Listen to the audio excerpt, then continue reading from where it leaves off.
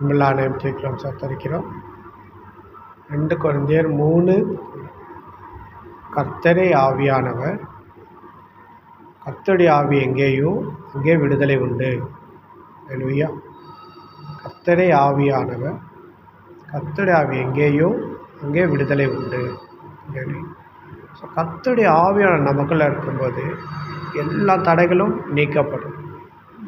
தேவன் ஜெயத்தை கட்டளையிடுவார். அல்லேலூயா. முடியாத அது கூட முடியும்.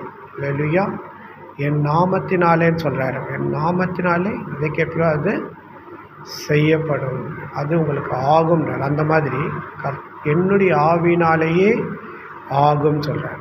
இந்த மாதிரி கர்த்தருடைய ஆவி நமக்குள்ளே இருக்கும்போது எல்லா தடைகளும் நீக்கப்பட்டு மிகப்பெரிய விடுதலையை தேவன் நமக்கு கட்டளையிடுவார். அது மட்டும் இல்லை, நாம் மற்றவங்களை கட்டுண்டவர்களை நாம் விடுவிக்கலாம், பிசாசின் கிரியை அழிக்கலாம். அது கர்த்தருடைய ஆவியானவர் எங்கேயோ அங்கே விடுதலை உண்டு. அல்லேலூயா.